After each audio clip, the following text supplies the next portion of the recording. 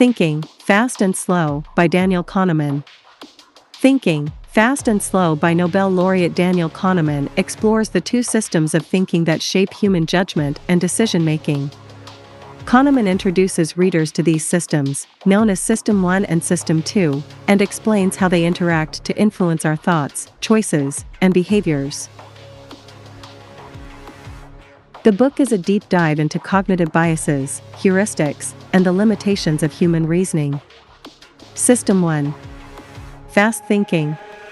System 1 is the fast, automatic, and intuitive way of thinking.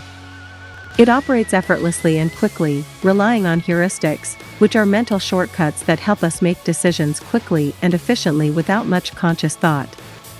System 1 is responsible for snap judgments and immediate reactions, which can often be beneficial in familiar or routine situations. For instance, when we recognize a friend in a crowd or react instantly to a loud noise, System 1 is at work. However, System 1 is not always accurate. It is prone to biases and errors. Kahneman highlights several biases that arise from System 1 thinking. Anchoring effect. People rely heavily on the first piece of information they encounter, the anchor, when making decisions. For example, if a car salesman initially shows a very expensive car, you may judge subsequent cars as relatively cheaper, even though they might still be overpriced. Availability heuristic. People tend to judge the probability of events based on how easily examples come to mind. If you've recently heard about a plane crash, you might overestimate the danger of flying, even though statistically, it's much safer than driving. Substitution. When faced with a complex question, System 1 might substitute it with an easier one. For instance, if asked, "How happy are you with your life?" people may answer based on their current mood rather than considering their life as a whole. Overconfidence bias. System 1 often leads people to be overconfident in their decisions and judgments, even when they lack sufficient information. While these shortcuts can be efficient, they can also lead to errors, especially when faced with complex or unfamiliar situations. System 2. Slow thinking. System 2 is the deliberate, effortful, and logical way of thinking. It is activated when we need to solve a difficult problem, make careful decisions, or analyze new information. System 2 requires more mental energy and attention, and it often overrides the automatic responses of System 1 when necessary. However, System 2 is not immune to errors either. It is more prone to cognitive biases and failures due to factors such as cognitive overload or laziness. People often default to System 1 when they are tired, distracted, or pressed for time, leading to suboptimal decisions. The interaction between Systems 1 and 2. The relationship between System 1 and System 2 is crucial for understanding how we think. While System 1 often provides quick and efficient judgments, System 2 is responsible for more complex reasoning, such as solving a math problem or evaluating a long-term investment.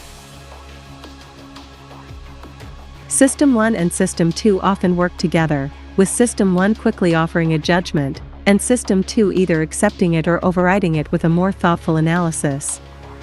But Kahneman emphasizes that many errors in judgment happen when System 2 fails to question or correct the intuitions of System 1. Prospect theory and loss aversion. One of the most influential contributions of Kahneman's work is prospect theory, which he developed alongside Amos Tversky. Prospect theory explains how people value potential losses and gains in an irrational way.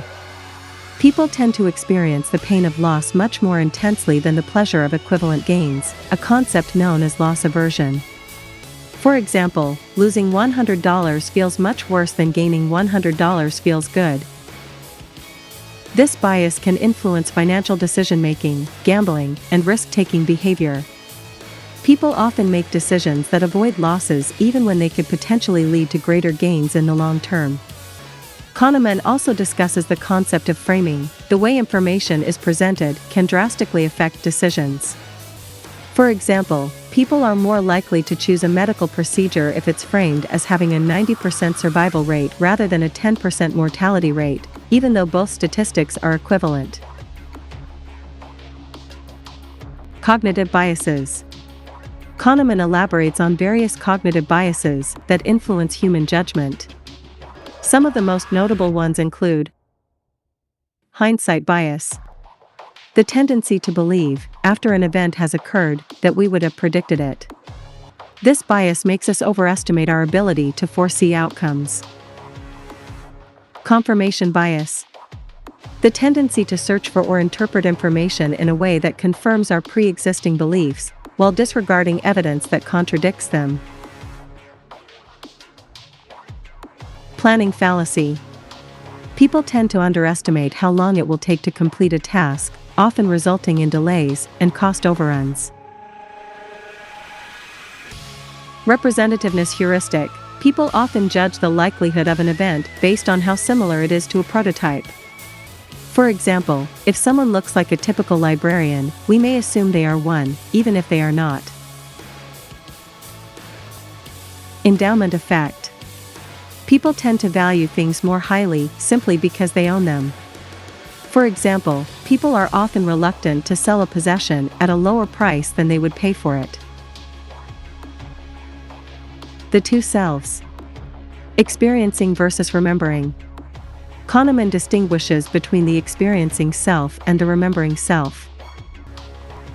The experiencing self is the part of us that lives in the present, feeling the actual moments as they occur.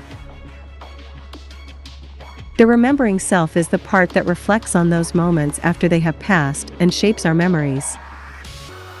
The remembering self is more influential than the experiencing self when it comes to decision-making and life satisfaction. People often make decisions based on how they expect to feel about them later, rather than on the actual experience of the decision. For instance, people may choose to go on a vacation that they expect to remember fondly, even if the actual experience is less enjoyable than they anticipated. Kahneman also discusses the peak-end rule, which suggests that people judge an experience based on its most intense moment, the peak, and its final moments, the end, rather than the overall experience. This can lead to distorted memories and decisions based on incomplete representations of reality. Implications for decision-making. Kahneman's insights have profound implications for decision-making in areas such as economics, business, law, and medicine. The biases and heuristics identified in the book highlight how human judgments often deviate from rationality. Understanding these biases can help people make better decisions by encouraging them to slow down and think more critically, especially when faced with important choices. For instance, in financial decision-making, investors can benefit from recognizing their tendency toward overconfidence and the impact of framing effects on their risk tolerance. In healthcare, doctors can avoid diagnostic errors by being aware of the anchoring bias and the availability heuristic. Conclusion. In Thinking, Fast and Slow, Daniel Kahneman provides a comprehensive exploration of how the mind works, revealing the hidden forces behind human decision-making. He shows that while we believe we are rational beings, we are often guided by biases and automatic processes that distort our thinking. Kahneman emphasizes that by understanding these systems, we can make better, more informed decisions, both personally and professionally. The book is a powerful reminder of the limits of human rationality and the importance of self-awareness in overcoming the pitfalls of our cognitive biases.